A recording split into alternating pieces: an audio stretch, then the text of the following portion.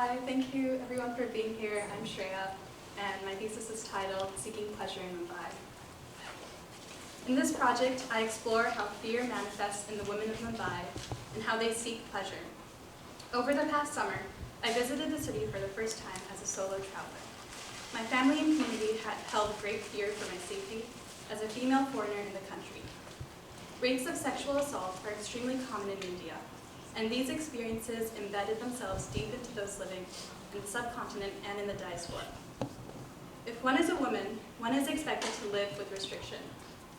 In this work, I acknowledge the identities of those that live alongside and outside the category of womanhood. Often those that pass as femme experience the same patriarchal expectations, but with more intensity.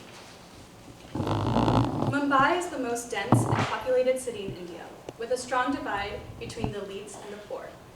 It's also known as a place where those with nothing can build their dreams. You see migrants from all parts of the country bustling to support themselves and their families. In addition, it's looked up to as the safest city in India for women due to its large population of working women. Despite this, I found the fear from my community embodied by most women of the city through their careful decision-making in order to access public life.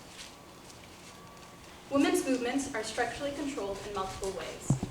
Public transportation is one of the primary zones of sexual violence. The government has responded by trying to protect women through the construction of a ladies' compartment in trains. However, this often leads to further gender-based violence against those that are deemed undesirable. Undesirability, determined by one's caste, class, gender, sexuality, religion, and their proximity to sex work. This has a direct relationship with how respectable they are considered and the degree to which their presence is threatened in public. Respectability, the degree to which a woman avoids being undesirable. Respect is a tool of survival deemed by one's clothing, where and when they were out. We see the haunting of patriarchal systems in India through this paternalistic and belittling attitude that men and authority figures have towards women. Lack of infrastructure inflicts violence through shame, silence, and fear. In the film Q2P, Paramita Vora asks young women in a girls' school if they use public restrooms. They reply with laughter, admitting that they have never thought to use one. In addition, one woman admits that she feels shame to even think about using a public toilet, and that one should have control over themselves. Authorities justify the lack of quality and quantity of public restrooms by stating that women who spend too much time outside are not seen as decent. Men and authority figures prioritize a woman's honor over her true safety. These attitudes exaggerate the vigilance women already carry in public. The real structural violence tends to happen at home, when families restrict the rights of their wives and daughters, often reprimanding them and controlling when, how, and where they go. This paternalistic attitude stems from Indian mythology. Women in Hindu stories are expected to mother their families and community and to uphold honor. Female deities have often been portrayed as defenders of the nation and its values by acting as warriors and caregivers. With these duties, they are expected to pull men out of their cowardliness and protect themselves from being assaulted in order to preserve honor. There are many myths where a survivor is punished, resulting in their honor being tarnished. Women in contemporary India are often held to similar expectations in regard to their family and community. Respectability inflicts shame. Undesirability inflicts borders. In contemporary feminist movements, we see the survivor reduced to a symbol of bravery, just as is done in mythological stories, often blamed for crossing the Lakshman Rekha. Lakshman Rekha is a myth where the deity Lakshmana draws a line around his wife Sita and their home before he ventures out on a journey. Sita traverses this line for a specific need and faces the consequences when being abducted by Ravana, an evil lord.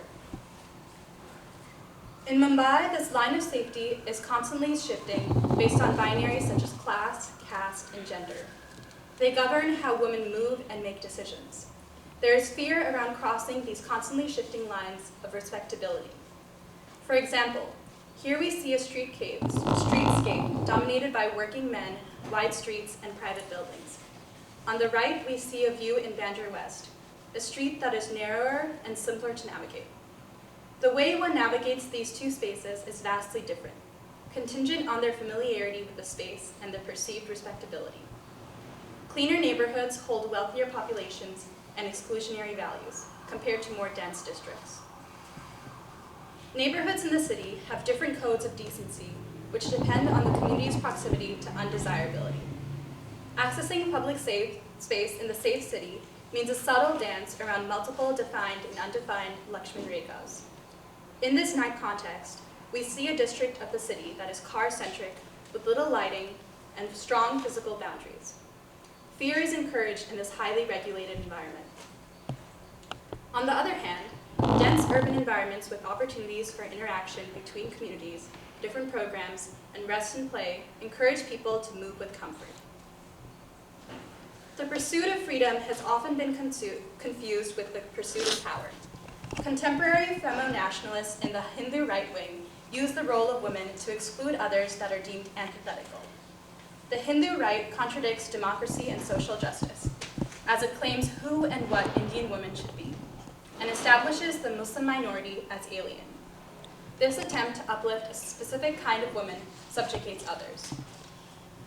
Similarly, in the first Indian feminist utopian story, Sultana's Dream, the gender scripts are reversed, where men are shut away in homes and women lead the world.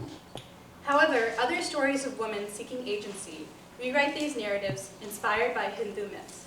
For example, in the comic Priya Shakti, Kali, the goddess of destruction and change, utilizes her feminine strength to awaken the world into understanding the injustice of women. The position of deities in this story encourages the mortal protagonist to let go of her fear of the outside world and to advocate for the freedom of survivors and all women. Women constantly seek freedom to their bodies and the public domain. How can rituals of disobedience, pleasure, and love re-represent and reshape the city? In the following paintings, I borrow the Indian miniature style, which merges multiple oblique projection techniques, flattening space to communicate a story within a landscape. The style was often used to depict royal life in ancient India. Through these paintings, I ask, what does life look like for those who were never represented with this technique?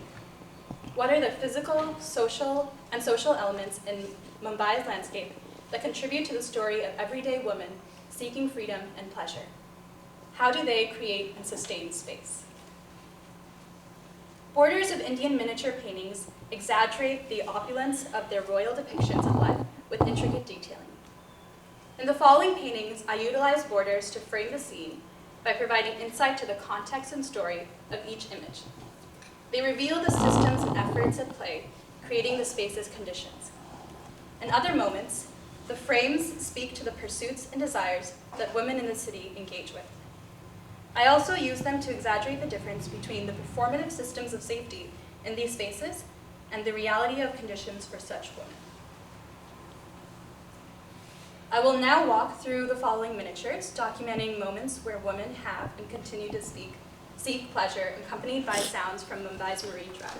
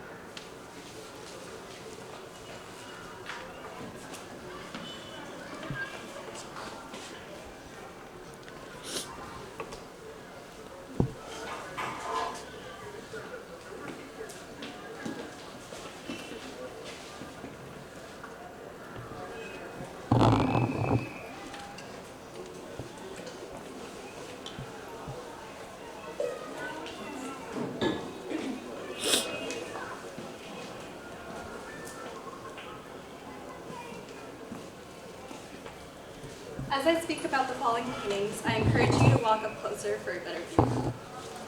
Malls are often seen as safe spaces for wealthy women. Many middle-class women use these spaces to find refuge from the chaotic city by being in community with one another. However, these glamorized illusions, devoid of public access, exclude most people and dominate much of the city. Malls are police zones where, in order to enter as a woman, one must be ushered through a curtained-off section where an officer scans them. The privacy of the curtain claims to protect women from men over-sexualizing them when they get scanned. But in reality, the guards isolate her and create a space of discomfort. Outside the mall, people considered undesirable scatter the streets. Mumbai is covered with alluring glass clothing storefronts, only to police those that are allowed and not allowed. The design of both of these streets and the buildings eliminate flexibility in urban space, and by virtue embody exclusion. Neighborhoods like Bandra West project liberal ideology, but women still undergo societal pressures that continue to restrict their movement. Most women of the city do not have access to such spaces of wealth and femininity.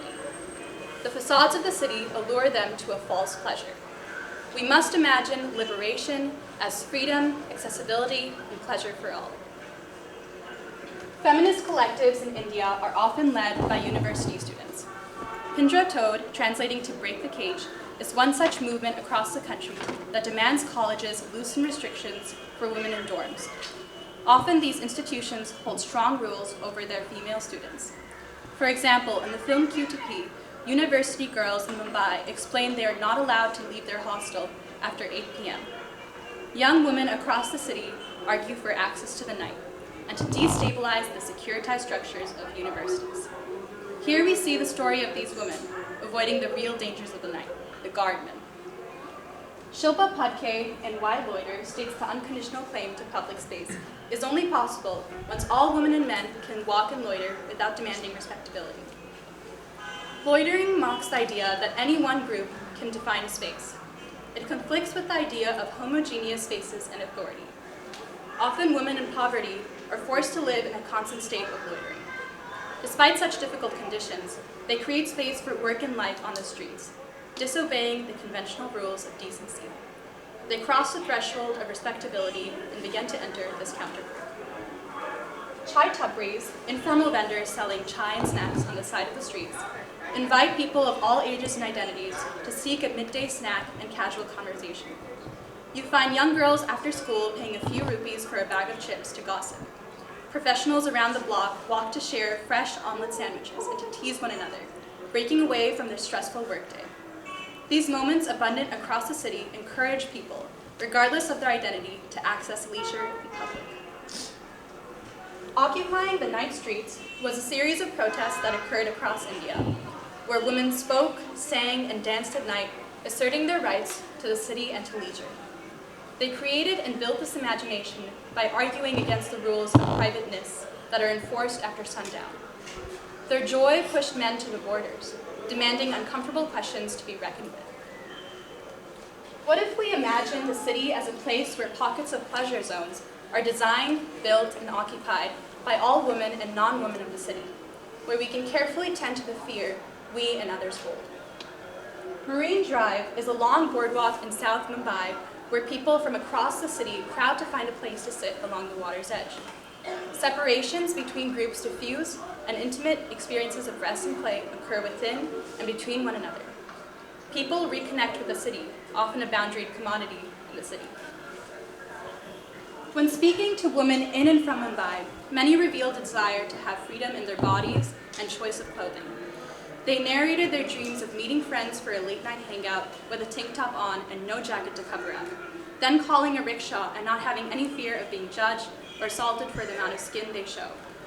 They dream of being surrounded by big trees, the ocean coast, and community.